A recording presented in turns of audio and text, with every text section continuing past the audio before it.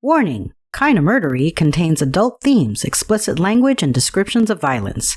It is not suitable for anyone, and we recommend you stop listening now.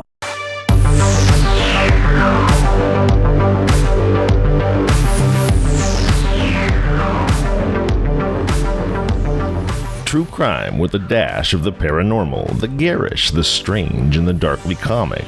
I'm Zevin Odelberg, host of Kinda Murdery, a podcast that's about more than just murder.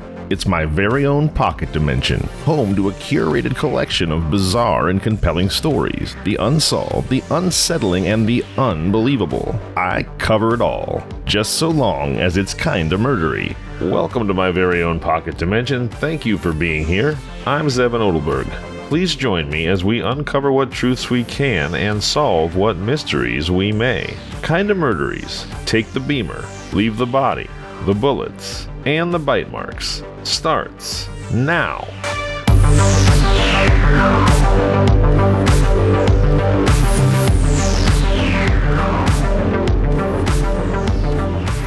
In the rapidly dimming twilight of February 24th, 1986, LAPD detectives stepped through the gates of a condo complex in Van Nuys, a suburb of Los Angeles. The detectives' faces were etched with stern concentration. The scene that awaited them was grim. Sherry Rasmussen, a 29-year-old nursing director and a newlywed of just 3 months, lay dead in her living room. She was found by her husband, John Rutan, an engineer who'd arrived home from work at precisely 5:55 p.m.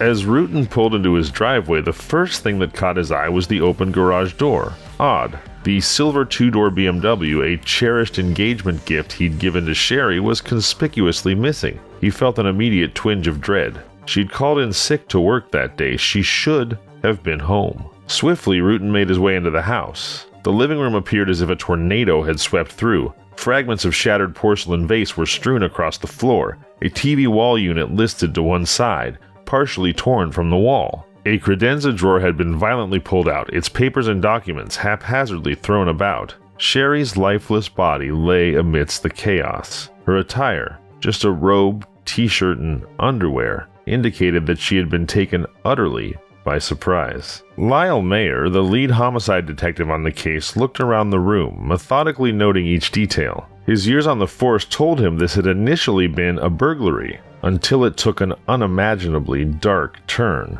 In his mind, he ran through the likely sequence of events. The burglars probably entered through an unlocked front door. While one of them busied himself ripping electronics from the wall unit, the other intruder likely went upstairs, only to be confronted by Sherry. Mayer surmised that her casual attire suggested that the home invasion had caught her completely unaware. But Sherry Rasmussen was no easy target. Standing at 6 feet tall and athletically built, she fought back with a fierce intensity. The struggle between her and her assailant was nothing short of ferocious, leaving clues that suggested a battle waged on 2 floors of the townhouse. It appears to have started in the dining room on the 2nd floor, where evidence showed that a .38 caliber pistol had been discharged. At least one of those bullets might have struck Rasmussen. In a desperate bid for survival, Sherry Rasmussen seems to have made a run for it. A trail of blood smeared down the stairs. A bloody handprint lingered near the front door, right next to the alarm panel with its panic button. She almost made it, but her assailant was relentless. Back in the living room, signs of a struggle were evident. Sherry had been bitten on her left forearm, possibly during a tussle for the gun.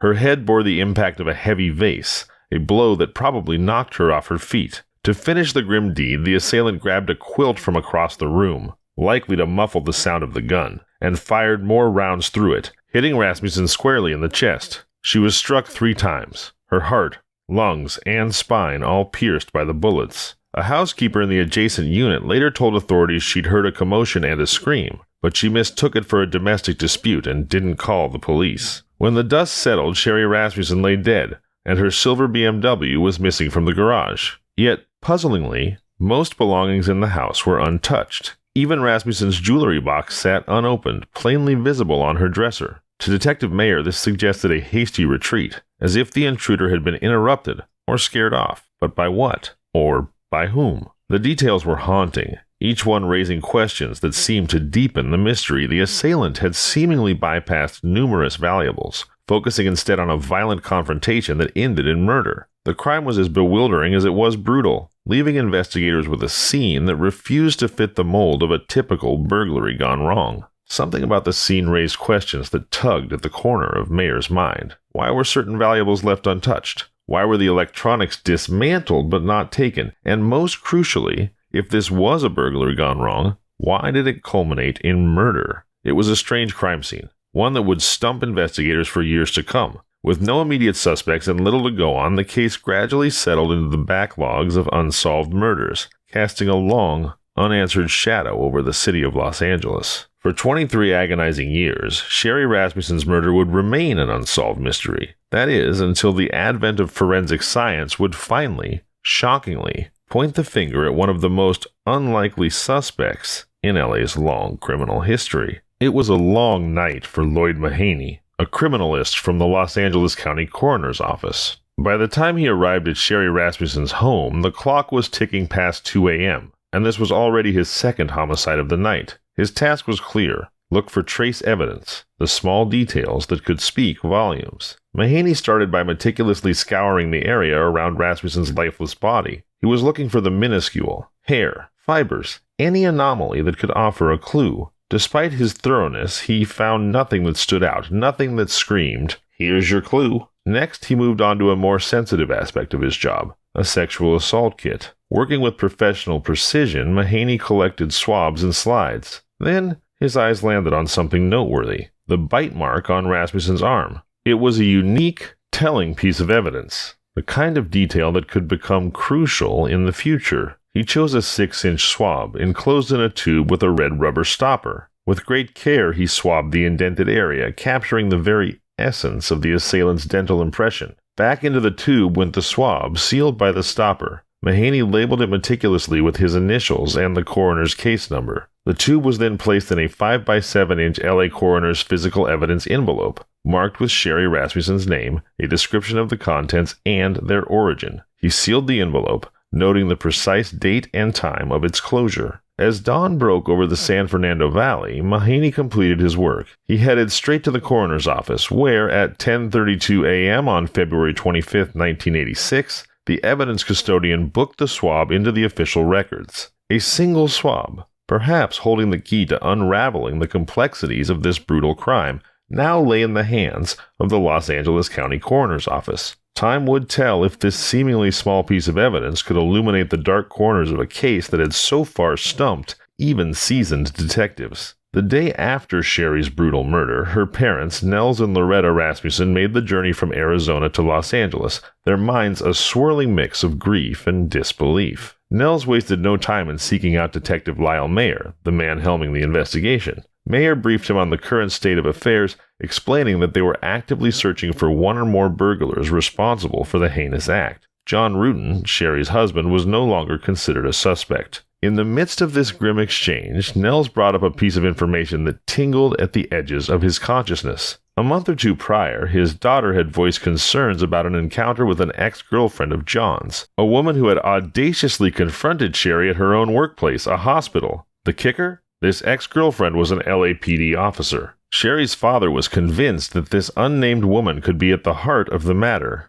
Mayer jotted down the potentially crucial detail in the case file, but curiously, it seemed he never pursued this lead. About a week later, the stolen BMW resurfaced, abandoned and as barren of clues as a deserted island. The car told investigators nothing that they didn't already know. 2 months rolled by as life in Los Angeles moved on. But just a few blocks from Sherry's condo, a burglary attempt snapped Mayer's attention back to the case. One of the burglars had brandished a gun. Were these men the key to unlocking Sherry's case? Mayer thought it plausible and shifted his focus to identifying them. Yet the individuals remained as elusive as phantoms, and the leads ran dry. By late October, Sherry's murder case was gathering cobwebs. The Los Angeles Times published a feature revealing a desperate plea from the Rasmussen family. They were offering a $10,000 reward for information leading to the suspects. Mayer was quoted in the article, detailing the suspects as 2 Latino men with heights ranging between 5'4" and 5'6". The clock was ticking,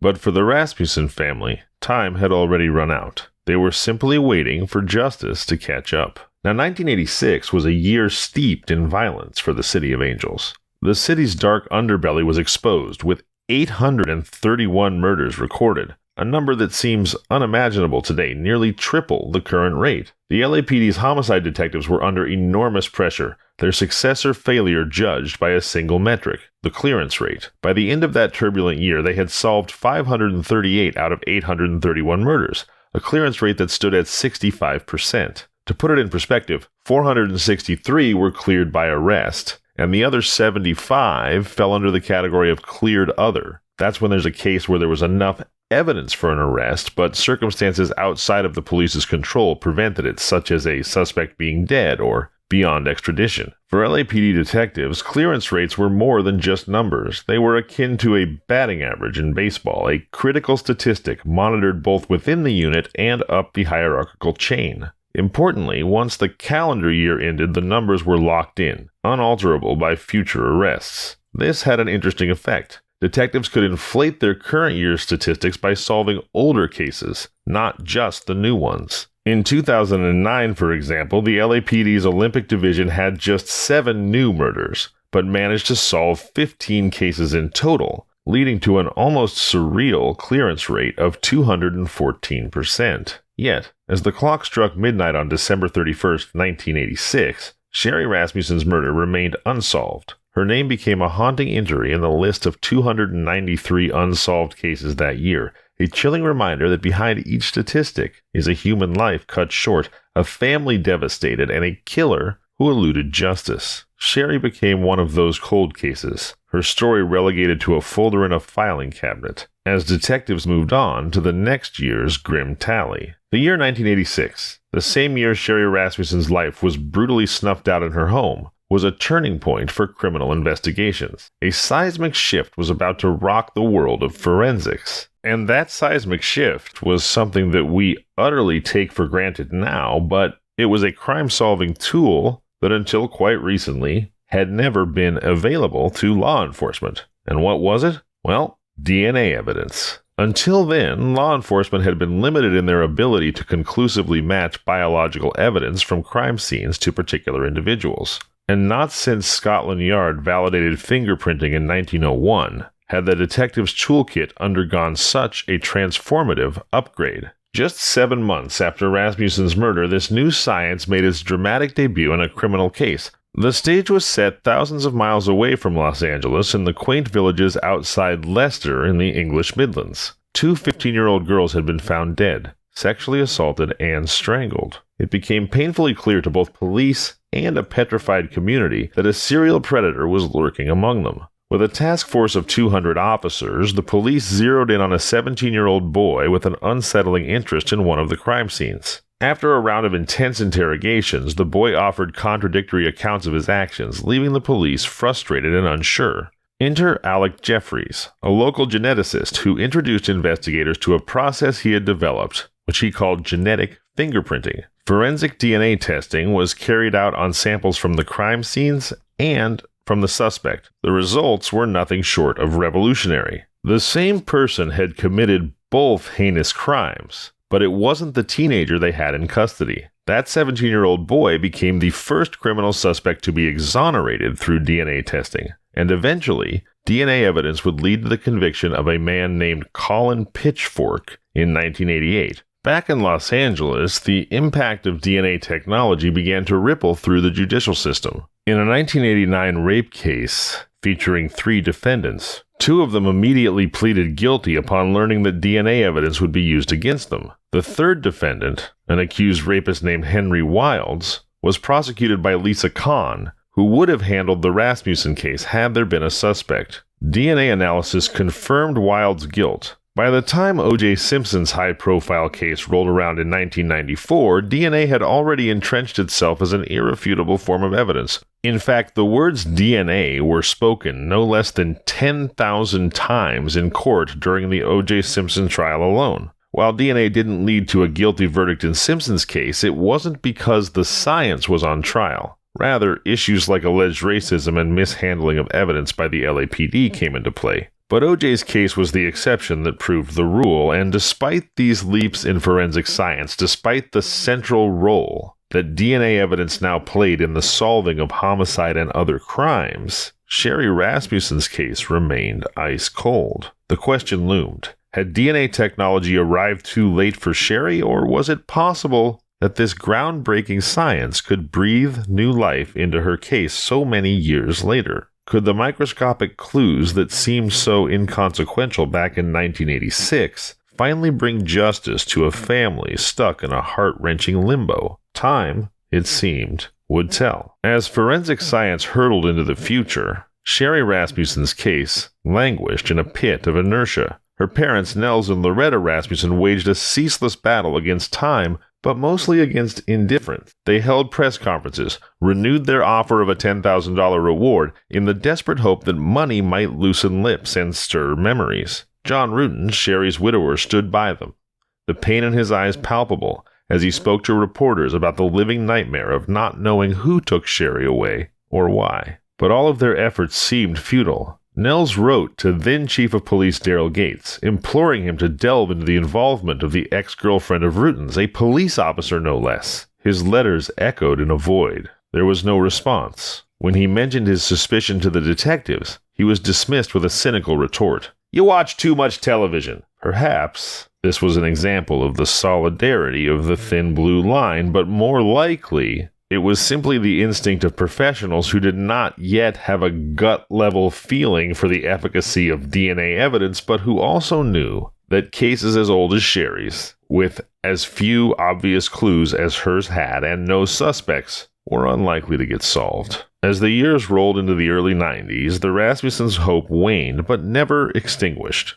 Loretta phoned the Van Nuys homicide unit so often she likely knew their hold music by heart. Finally, in 1993, they secured a face-to-face meeting with a detective, one who had inherited Sherry's cold case. But their pilgrimage yielded nothing but frustration. The detective had revisited the original case notes and even attempted to push the investigation forward, but to no avail. Nels, Sherry's father, clutching at straws, brought up an article on DNA forensics he'd read. He even offered to bear the cost of conducting DNA tests at a private lab. The detective's refusal was the final blow. "Move on with your lives," he advised. And so, with heavy hearts, Loretta stopped calling. The calls had become futile, but they'd also been her last tether to her daughter. Meanwhile, deep in the recesses of the LA County coroner's freezer, next to countless other relics from unsolved cases, lay the swab from the bite mark on Sherry's arm. It was a silent witness, an inanimate object perhaps, but maybe if it were sentient, it would have wanted to help.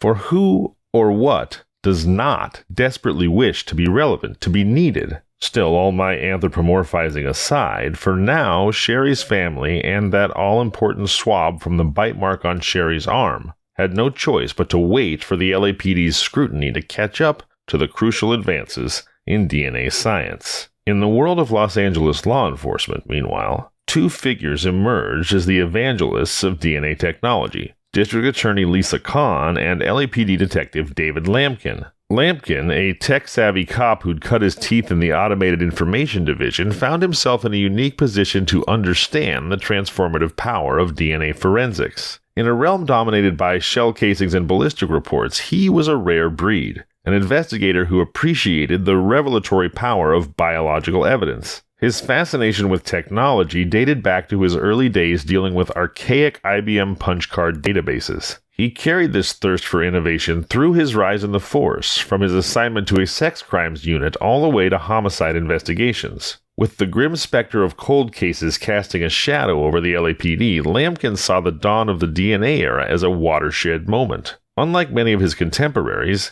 he understood that justice has no expiration date. For these families, this stuff never goes away, he would often say. At a time when detectives could rarely afford the luxury to revisit cold cases due to the flood of new ones, Lampkin's investigative fervor proved invaluable, and the man had results to show for it, a staggering 100% personal clearance rate every year from 1991 to 1996. For him, DNA wasn't just a scientific term, it was a lifeline to justice for victims and their families. But the real game changer came on October 1998 when the FBI rolled out CODIS, the Combined DNA Index System. The DNA database was a marvel, granting detectives access to an invaluable archive of DNA profiles from an array of potential suspects. 2 years later, a $50 million state grant designed to fund DNA testing in unsolved murders surfaced. It was the break that Lampkin and Lisa Kahn had been waiting for. They proposed a joint LAPD DA task force to tackle the city's stockpile of cold cases. After navigating a maze of political red tape,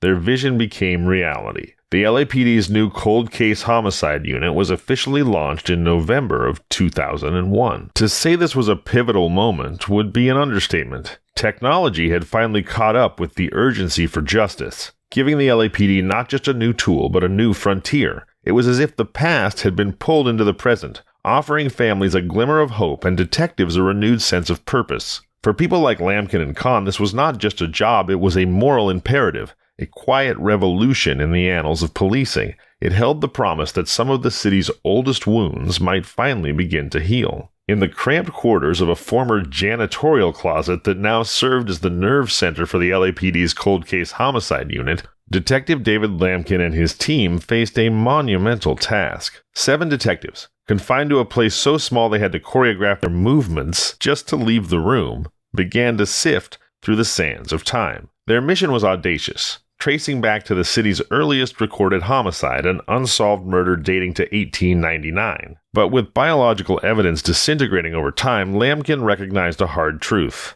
Well, I knew from experience that there was probably nothing left from earlier than 1960, he stated, setting the temporal boundaries of the unit's investigations from 1960 to 1998. By Lampkin's calculations, during that 39-year span, 23,713 murders had taken place in Los Angeles. The math was grim. 7,745 cases had gone cold, and they needed a strategy to triage this backlog. Rick Jackson, a member of the original unit, revealed their approach. Well, we looked for sexually motivated murders. There was a better chance for DNA. We also considered burglary murders, crimes where the perpetrator had spent a considerable time at the scene, thus increasing the chance of leaving behind good fingerprints.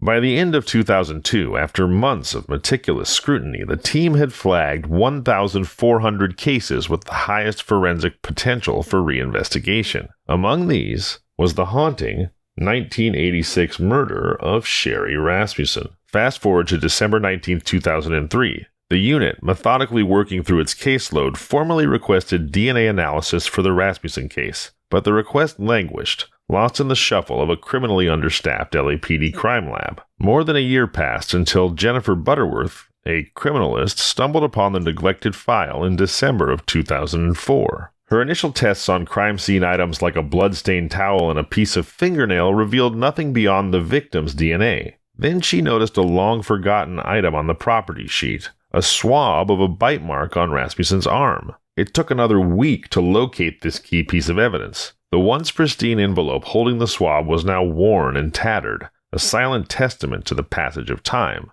Despite the envelope's condition, the tube was intact. Butterworth's analysis revealed a seismic twist in the story so far, a mixture of 2 DNA profiles. One matched Rasmussen's, the other presumably belonged to her killer. Yet, when cross-referenced with the FBI's CODIS database, this second profile hit a dead end, indicating that the individual was not in the database. But Butterworth noticed an anomaly. The DNA was marked XX, indicating the suspect was female, in a field dominated by XY markers signifying male suspects. This was a revelation. It was an unusual detail, and while Butterworth had no context about theories or potential suspects, she knew she had uncovered something significant. Her findings were compiled and sent to the cold case unit on February 8, 2005. The sands of time had shifted, revealing an unexpected, mysterious clue. The cold case unit, crowded into their constrained former janitorial closet workspace, now had a tangible lead in a case that had stumped investigators for nearly 2 decades. Butterworth's revelation didn't just challenge the prevailing narrative, it blew it apart.